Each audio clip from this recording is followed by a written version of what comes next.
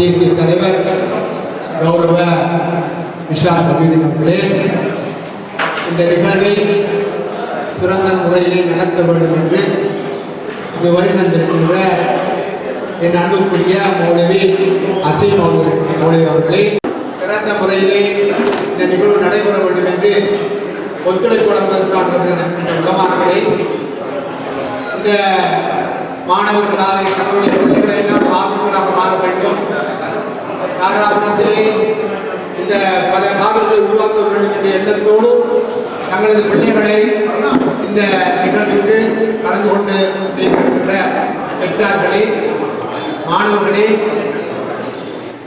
வந்திருக்கின்ற தாய்மார்கள் உங்கள் அனைவருக்கும் எனது இனிய சலாத்தை தெரிவித்துக் கொள்கிறேன். நாம் இந்த மண்ணிலே ஒரு பாட்டை மதரசாவை ஆரம்பித்திருக்கிறோம். உங்களுடைய பிள்ளைகள், நமது பிள்ளைகள், இந்த ஊழின் பிள்ளைகள் நாளை ஹாஃபிஸாக வர வேண்டும் என்ற ஒரு பெரிய ஆசையோடு வல்ல நாயன் அல்லாஹ்வை பிரார்த்தித்தவர்களாக, நம்பியவர்களாக இந்த ஏற்பாட்டை இன்று ஆரம்பித்திருக்கிறோம்.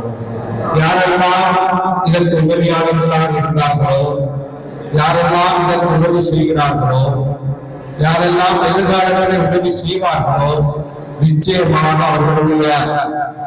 அவர்களுக்கான கூலி அல்லாஹ்விடத்திலே நிச்சயமாக இருக்கும் என்பதிலே சந்தேகம் கிடையாது.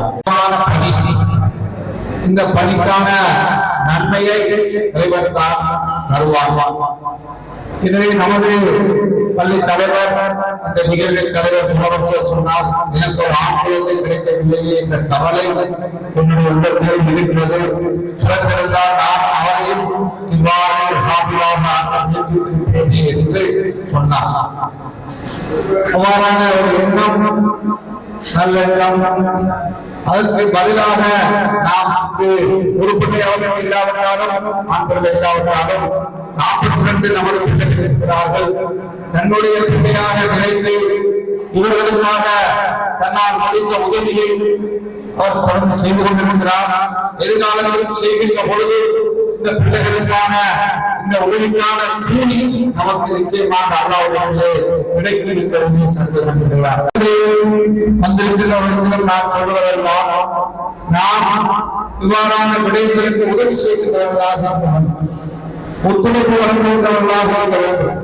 அவர்கள் பாடமாக இருக்க ஒவ்வொரு ஆய்வும், ஒவ்வொரு பக்கமும் அல்லது ஒவ்வொரு அதற்கான கூலி நிச்சயமாக அவர்களுக்கு அல்லாஹ் பெரிய கூலியை வைத்திருக்கிறார். அதே போல அவர்களுடைய பெற்றோர்களுக்கு கூலியை வைத்திருக்கிறார். அதே போல கற்றுக் கொடுக்கின்ற உலமாக்களுக்கு அந்த கூலியை வைத்திருக்கிறார்.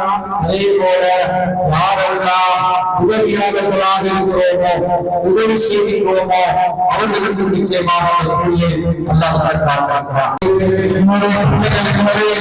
இறைவன் தந்திருக்கின்ற அது ஒரு பெரிய செல்வம். அந்த சொத்துக்களை, செல்வத்தை وصدق رسوله النبي الكريم ونحن على ذلك من الشاهدين والشاكرين. وقال نبينا صلى الله عليه وسلم